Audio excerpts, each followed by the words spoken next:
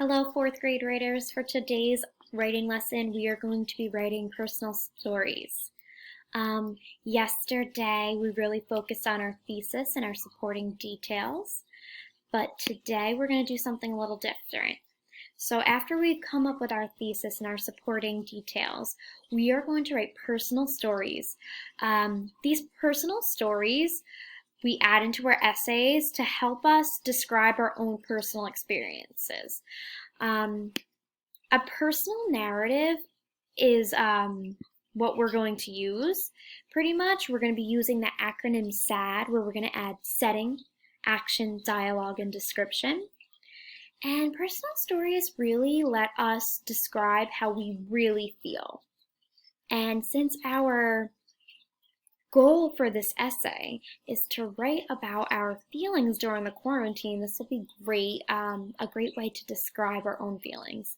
So I put my thesis and my supporting details into a graphic organizer. Looks very similar to this. You may have seen it, right? So with step one, we asked ourselves a question to create our thesis, and my thesis is, why am I feeling anxious during this quarantine? And I came up with 3 reasons down here. So what I'm going to do next is I'm going to look at my 3 reasons and I'm going to see where I could come up with a personal story.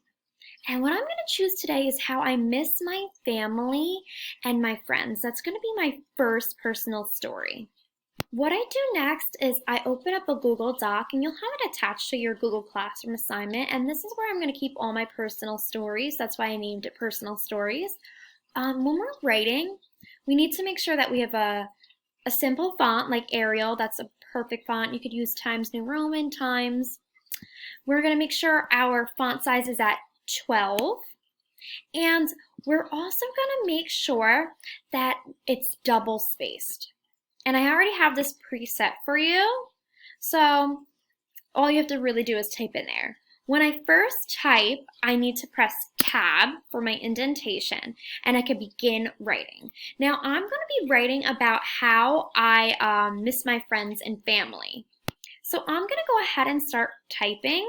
I'm going to pause halfway through my video so you don't have to watch me type the entire time, and there'll be a lot more there.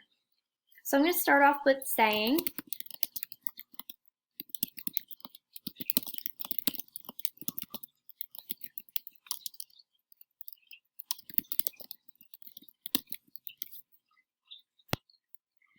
okay, boys and girls, I finished my first personal story, and I'm very proud of it.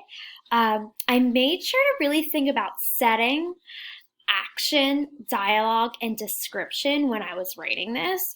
So what you're going to do first is you're going to do a spell check. You're going to go to Tools, you're going to go to Spelling, Grammar, and you're going to do a check. And I spelled surprise wrong.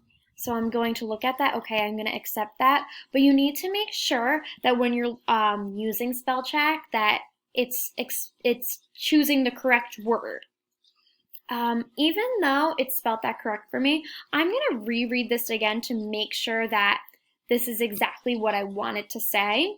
So that's one story down. Now I have to write another. So what I would do next is I would hit enter a few times so I can separate my stories and I know where I can, which one is which. And I'm going to go back to my thesis and my supporting details, and that's where I'm going to think about another personal story. Now your goal today is to write 2 stories. Refer back to this video whenever you can, whenever you'd like to. I hope this helped you understand what you need to do for the day. You can explain a personal story in about 1 to 2 paragraphs. I did it in a paragraph. Make sure you're using setting so I know where you are. Action, dialogue, and description. Bye, boys and girls.